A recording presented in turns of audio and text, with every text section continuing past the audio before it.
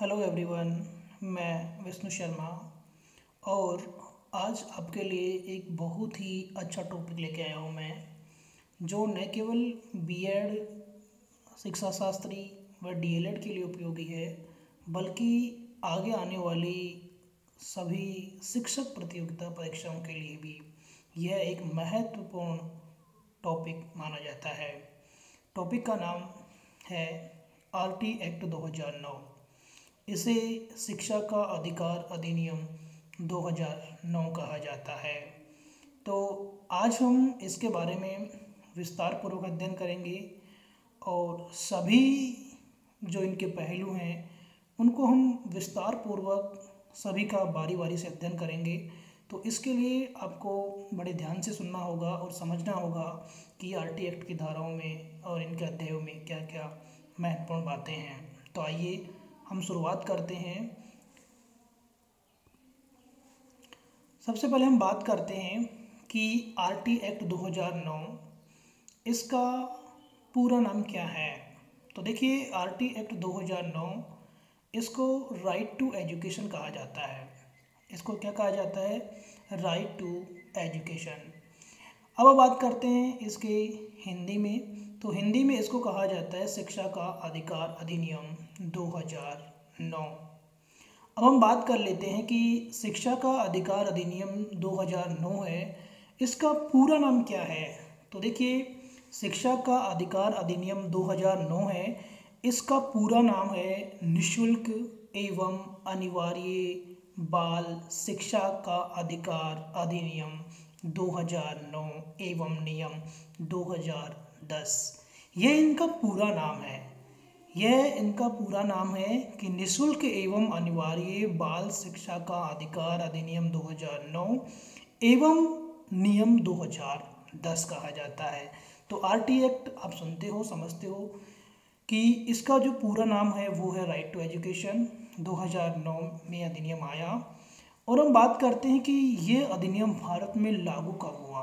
तो देखिए, अधिनियम 2009 में आता है, लेकिन यह अधिनियम भारत में लागू हुआ था 1 अप्रैल 2010 को। अब कई बार पूछ लिया जाता है कि आरटी एक्ट राजस्थान में कब लागू हुआ। तो आरटी एक्ट राजस्थान में लागू हुआ था 29 मार्च 2011 को।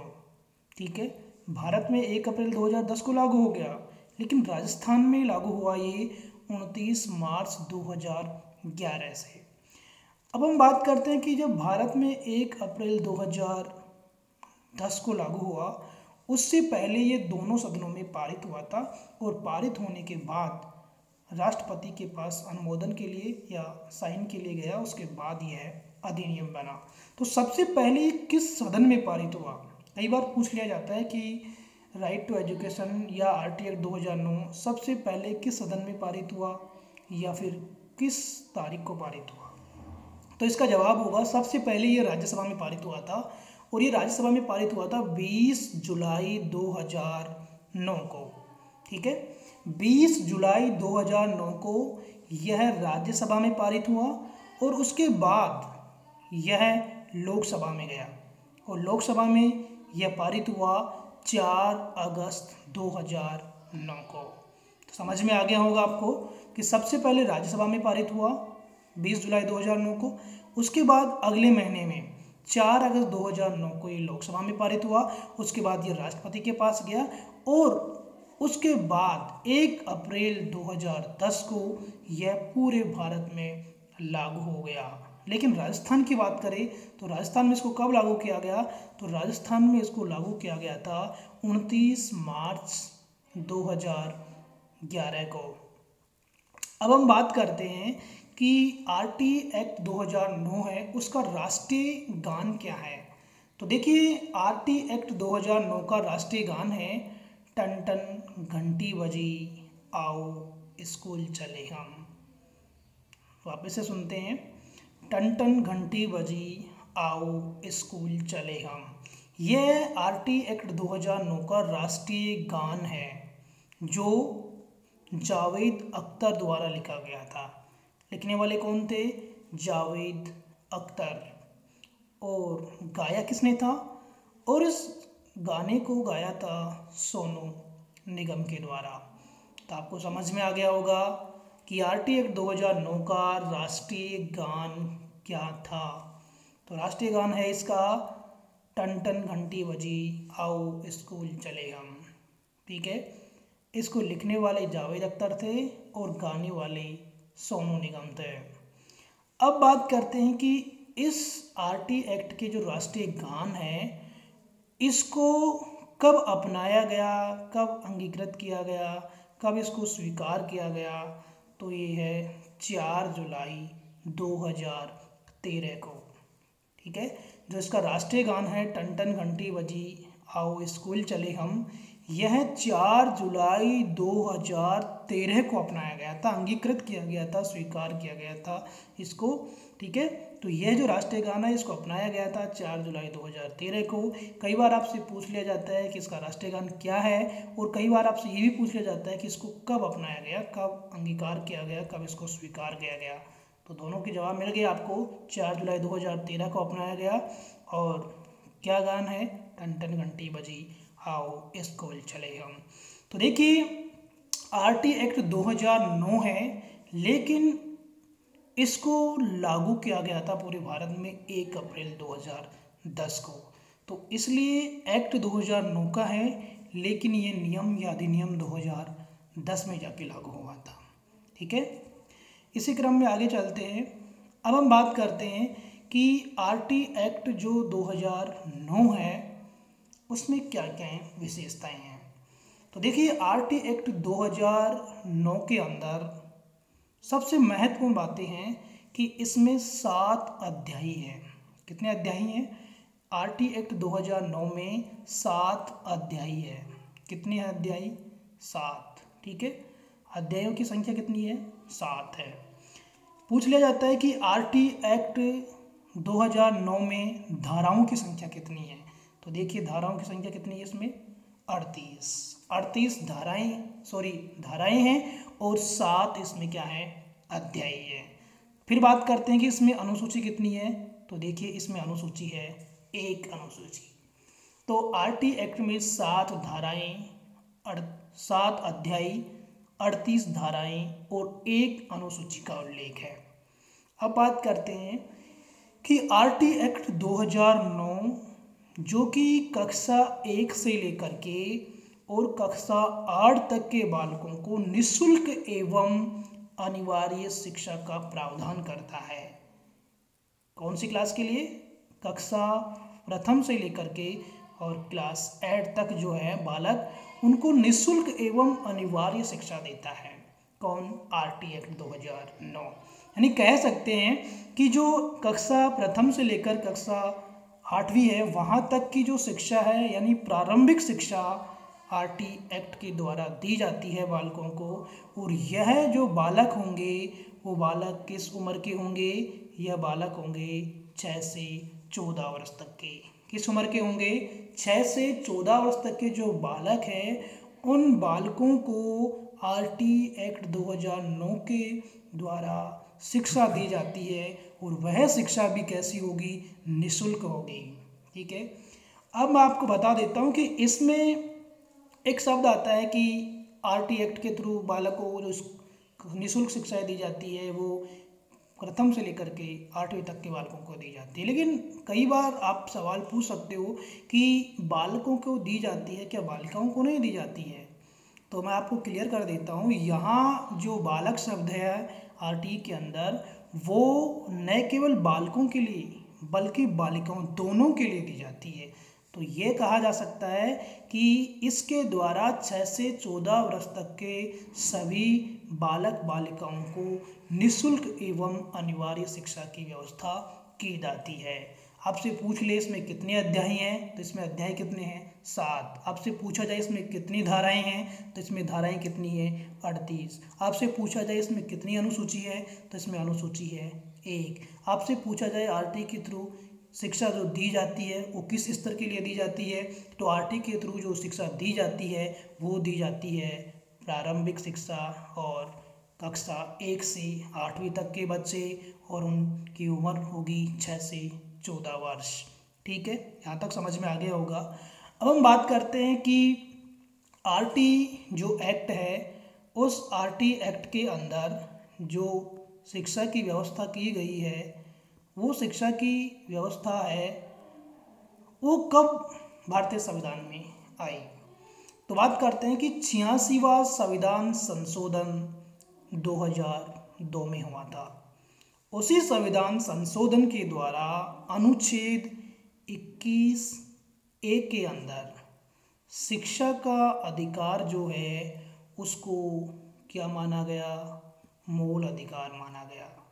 यानी आरटी एक्ट को संविधान के अनुच्छेद 21A में अपनाया गया या 21A के अंदर दर्ज है। ठीक है, और ये किस अनुच्छेद के द्वारा आया, तो ये अनुच्छेद आया था 86वीं संविधान संशोधन। 86वां जो संविधान संशोधन हुआ 2002 के अंदर, उसके अंदर जो अनुच्छेद 21A है उसके अंदर इसका उल्लेख मिलेगा और उसके अंदर जो शिक्षा का अधिकार है उसको माना गया है मूल अधिकार। ठीक है, यहाँ तक आपको सब समझ में आ गया होगा कितने अध्याय हैं, कितनी धाराएं हैं, कितनी अनुसूचियाँ हैं। मैं आपको बता देता हूँ कि हम जो आरटी एक्ट 2009 पढ़ेंगे बहुत डिटेल से पढ़ेंगे, एक एक अध्याय एक एक धाराओं के बारे में विस्तार पूर्वक अध्ययन करेंगे। इसके लिए आपको कई सारे क्लास में लेकर आऊँगा आपके लिए, और कम से कम 5-6 से क्लास इसके लिए होने वाली है, और उन 5 से 6 क्लासों में मैं आपको विस्तार पूर्वक जो आरटी एक्ट 2009 है उसका अध्ययन करवाने वाला हूँ। तो इसी क्रम में हम आगे बढ़ते हैं। अब तो अगला है हमारा वो है कि इसके अंदर जो आरटी एक्ट के अंदर जो उल्लेख मिलता है बालकों को, वो जो बालक होंगे वो बालक होंगे जैसे असुविधाग्रस्त बालक और दूसरे होते हैं दुर्बल बालक। अब आपको ये समझ में आना चाहिए कि आरटी एक्ट के अंदर जो असुविधाग्रस्त बालक हैं वो बालक कौन से होते हैं। ठीक है, तो देखिए असुविधाग्रस्त बालक वो बालक होते हैं जो अनुसूचित जाति के हो सकते हैं, अनुसूचित जनजाति के हो सकते हैं, ठीक है, किसी भाषा विशेष के हो सकते हैं, किसी सामाजिक, किसी भौगोलिक, किसी सांस्कृतिक आदि आधार पर क्या होते हैं, पिछड़े होते हैं। ठीक है, अगर अनुसूचित जाति का है, अगर अनुसूचित जनजाति का है, किसी भाषा विशेष का है, सामाजिक हो सकता है, भौगोलिक हो सकता है, सांस्कृतिक हो सकता है, लिंग आदि के कारण यदि वो पिछड़ा हुआ है तो आरटी के अंदर उस बालक को असुविधाग्रस्त बालक माना जाता है। कौन सा बालक माना जाता है, असुविधाग्रस्त बालक माना जाता है। अब हम बात करते हैं आगे कि अगला जो वर्ड आता है वो होता है दुर्बल बालक। तो ये तो हो गए पिछड़े तरीके से, तो वो हो गए असुविधाग्रस्त बालक। अब हम बात करते हैं कि दुर्बल बालक कौन से होते हैं। ठीक है, तो दुर्बल बालक वह बालक होंगे जिसके माता पिता या उनके जो गार्जियन संरक्षक उनकी वार्षिक आय राज्य या भारत सरकार द्वारा निर्धारित की गई आय से क्या मानी जाती है, कम मानी जाती है। यानी जो भारत सरकार ने या जो राजस्थान सरकार ने आय निर्धारित कर रखी है, यदि उससे आय कम किसी की है तो वह बालक या उस बालक के माता पिता कैसे माने जाएंगे, दुर्बल माने जाएंगे। यानी उनको दुर्बल की श्रेणी में रखा जाएगा। क्यों? क्योंकि उनकी आय राज्य सरकार और भारत सरकार के द्वारा जो निर्धारित आय है उससे कम है। तो आपको समझ में आ गया होगा कि जो दुर्बल बालक है और जो असुविधाग्रस्त बालक हैं वो कैसे बालक होते हैं। ठीक है, जो बालक अनुसूचित जाति, जनजाति, भाषा, सामाजिक, भौगोलिक, सांस्कृतिक, लिंग आदि के कारण पिछड़े हुए हैं तो वह माने जाते हैं असुविधाग्रस्त। यदि कोई बालक जिनके माता पिता की आय क्या है, कम है, किस आय से, भारत सरकार द्वारा निर्धारित जो आय है उस आय से यदि कम है तो वह बालक माना जाएगा कैसा बालक, दुर्बल बालक। ठीक है, इसी कड़ी में हम आगे बढ़ते हैं और अगला पेज लेते हैं। तो इनके जो महत्वपूर्ण बिंदु है कि आरटीए के अंदर क्या क्या महत्वपूर्ण बिंदु उल्लेखित हैं उसके बारे में अध्ययन करते हैं। तो देखिए आरटी 2009 में सभी प्रतियोगिता फीस पर प्रतिबंधित है। ठीक है, यानी बालक से किसी प्रकार की स्कूल में फीस नहीं ली जाएगी। ठीक है, सभी प्रकार के शुल्क माफ होंगे या फ्री में या निःशुल्क बालक को क्या किया जाएगा, पढ़ाया जाएगा। तो आरटी के थ्रू किसी प्रकार की प्रतियोगिता फीस पर प्रतिबंध लगाया गया है। ठीक है, अगला इसकी विशेष बात है तो वो है आरटी एक्ट 2009 में शिक्षक के निजी शिक्षण व ट्यूशन पर क्या किया गया है, रोक लगाई गई है कि शिक्षक जो निजी शिक्षण करवाते हैं, ट्यूशन करवाते हैं, उस पर भी प्रतिबंध लगाया गया है। ठीक है, इसी क्रम में आगे बढ़े तो हम बात करते हैं कि आरटी एक्ट 2009 में शिक्षकों की भर्ती के लिए क्या किया गया है, गुणवत्तापूर्ण जो परीक्षा प्रणाली है उसको अपनाया गया है कि परीक्षा प्रणाली शिक्षकों के लिए जो भर्ती होगी तो वो शिक्षकों की भर्ती के लिए परीक्षा जो ली जाएगी वह परीक्षा गुणवत्तापूर्ण परीक्षा होनी चाहिए। ठीक है, यानी शिक्षक के लिए जो एग्ज़ाम होती है शिक्षक भर्ती के लिए वह एग्ज़ाम गुणवत्तापूर्ण होती है। इसका भी ये समर्थन करती है, यानी आरटी एक्ट 2009 के अंदर शिक्षक भर्ती के लिए ली जाने वाली जो पात्रता परीक्षा है उसका भी प्रावधान है, यानी बालकों को गुणवत्तापूर्ण शिक्षा मिलनी चाहिए। ठीक है, तो आपको पता होना चाहिए कि जैसे प्रारंभिक कक्षाओं के लिए केंद्र सरकार की गाइडलाइन पर सभी राज्यों में और भारत में एक पात्रता परीक्षा ली जाती है। जैसे हम बात करें तो जो राज्य सरकार है, अपने राजस्थान की बात कर लेते हैं तो राजस्थान में जैसे होता है आरटेट और रीट होती है। इसी प्रकार केंद्र सरकार द्वारा लिया जाता है सीटेट। यूपी में जाओगे यूपी टेट, हरियाणा में जाओगे एसटेट। यानी ये एक पात्रता परीक्षा है। ये क्या है, पात्रता परीक्षा। और यह पात्रता परीक्षा की गाइडलाइन केंद्र सरकार के द्वारा निर्धारित की गई है, एनसीटी के द्वारा निर्धारित की गई है। और उसी गाइडलाइन में इसका सिलेबस भी निर्धारित किया गया है कि क्या रीट का या कहीं तो आरटेट का सिलेबस होगा, वो भी अंक भार भी उन्होंने निर्धारित कर रखा है। यानी इसमें कोई परिवर्तन नहीं किया जा सकता।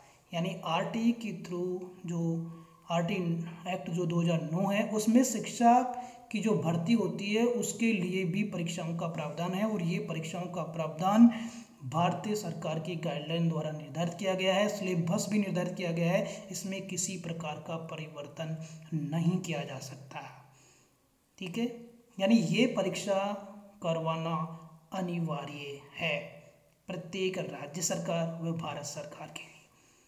तो शिक्षकों की गुणवत्ताओं के लिए भी आरटी एक्ट 2009 में प्रावधान है। उसी क्रम में हम आगे बढ़ते हैं और अब हम पढ़ते हैं आरटी एक्ट 2009 के जो 7 अध्याय हैं, उन 7 अध्यायों में किस अध्याय के अंदर कौन कौन सी धाराओं का वर्णन आपको मिलेगा।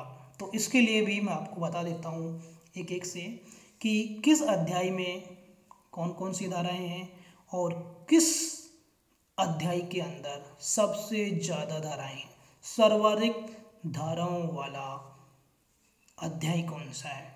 ठीक है, तो वो भी आपको पता लगेगा। सबसे पहले हम बात करते हैं कि जो पहला अध्याय है उस अध्याय का नाम है प्रारंभिक। ठीक है, इस प्रारंभिक अध्याय के अंदर आपको 2 धाराओं का उल्लेख मिलेगा, यानी पहली धारा और दूसरी धारा। दोनों धाराएं कहाँ मिलेगी, अध्याय नंबर 1 में मिलेगी।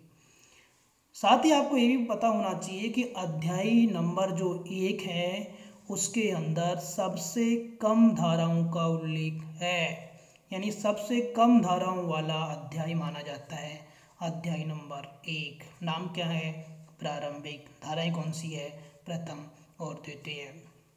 इसी प्रकार आगे बात करते हैं तो अगली अध्याय आती है निःशुल्क एवं अनिवार्य बाल शिक्षा का अधिकार। इसके अंदर 3, 4 और 5 यानी 3, 4 और 5 धाराएं किस अध्याय में मिलेगी? धारा नंबर 2 में अध्याय नंबर 2 में मिलेगी। अब हम बात करते हैं अध्याय नंबर 3। देखिए अध्याय नंबर 3 जिसका नाम है समुचित सरकार, स्थानीय प्राधिकारी एवं माता पिता के कर्तव्य, यानी समुचित सरकार के क्या कर्तव्य होंगे, स्थानीय जो अधिकारी हैं जो राज्य विशेष या जिला स्तर पे, साथ ही साथ माता पिताओं के क्या कर्तव्य होंगे, इन संबंध के बारे में यदि उल्लेख आपको पढ़ना है, ज्ञात करना है तो धारा 6, 7, 8, 9, 10 और 11 जो किस अध्याय में मिलेगी? अध्याय नंबर 3 में मिल जाएगी।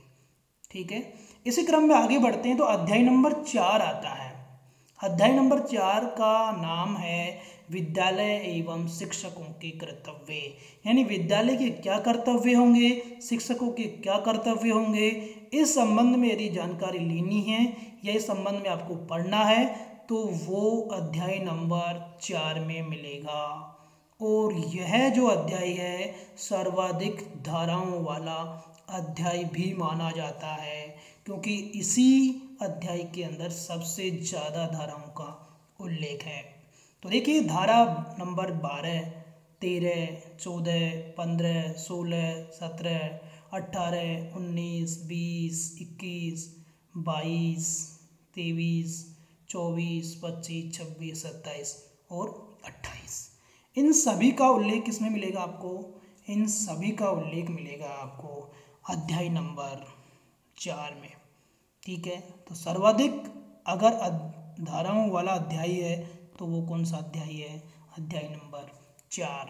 यदि सबसे कम धाराओं वाला अगर कोई अध्याय है तो वो है अध्याय नंबर 1, यानी अध्याय नंबर पहला सबसे कम धाराओं वाला है और सबसे ज़्यादा धाराओं वाला अध्याय 4 है। ठीक है, समझ में आ गया होगा। इसी क्रम में आगे बढ़ते हैं हम तो अध्याय नंबर 5 की बात कर लेते हैं। ठीक है, अध्याय नंबर 5 की बात करते हैं। तो देखिए अध्याय नंबर 5 है, उसका नाम है प्रारंभिक शिक्षा का पाठ्यक्रम एवं उसको पूरा किया जाना। प्रारंभिक शिक्षा का पाठ्यक्रम क्या होगा, उसको किस तरह पूरा किया जा सकता है, इस सब के बारे में यदि आपको जानकारी लेनी है, आपको पढ़ना है, इसके उल्लेख को जानना है तो धारा 29 और 30 के अंदर इसका उल्लेख आपको मिलेगा। ठीक है, तो इसमें भी 2 धाराओं का उल्लेख है। ठीक है, अब यहाँ एक समझ में आ रहा होगा आपको कि अध्याय नंबर 1 और अध्याय नंबर 5 दोनों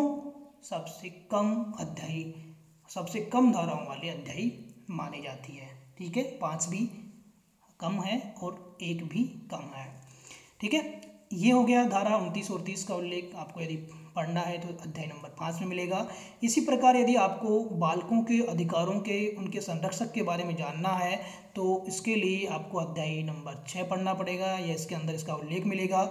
इसके लिए आपको अध्याय के अंदर जो धारा है वो 31, 32, 33 और 34 का उल्लेख इसी अध्याय के अंदर आपको मिल जाएगा। और अंतिम जो अध्याय है वो है प्रकीर्ण। ठीक है, प्रकीर्ण का मतलब होता है विस्तार पूर्वक। ठीक है, या प्रकीर्ण का मतलब हो सकता है सम्मिश्रण, यानी सभी अध्यायों का विस्तार आपको जानना है तो अध्याय 7 में मिलेगा। सभी अध्यायों का मिश्रण समझना है तो अध्याय नंबर 7 में मिलेगा। ये है प्रकीर्ण। इसमें धारा मिलेगी आपको 35, 36, 37 और 38। तो आपको समझ में आ गया होगा कि अध्याय 7 कौन कौन से हैं, क्या क्या उनके नाम हैं। साथ ही साथ आपको ये भी समझ में आ गया होगा कि किस अध्याय के अंदर कौन कौन सी धाराएं हैं। ठीक है, अध्याय कितने हैं आरटी के 9 के अंदर? आरटी एक्ट 2009 के अंदर 7 अध्याय हैं। और धाराएं कितनी हैं? तो धाराएं इसमें कितनी हैं? 38 धाराएं हैं। अनुसूची कितनी है? 1 अनुसूची है। तो अब तक आपने पढ़ा कि इसका सामान्य परिचय पढ़ा, साथ ही साथ आपने ये भी समझा कि कितने अध्याय हैं और किस किस अध्याय में कौन कौन सी धाराओं का उल्लेख है। ठीक है, अब हम आगे इसकी जो धाराएं हैं उन प्रत्येक धाराओं के बारे में विस्तार पूर्वक समझेंगे, साथ ही साथ पढ़ेंगे और ये जानेंगे कि आरटी एक्ट 2009 के अंदर किस किस धाराओं का उल्लेख है और कौन क्या क्या इसके अंदर प्रावधान है। तो मिलते हैं नेक्स्ट क्लास में इसी ऊर्जा के साथ। इसी उमंग के साथ। तब तक के लिए नमस्कार, धन्यवाद।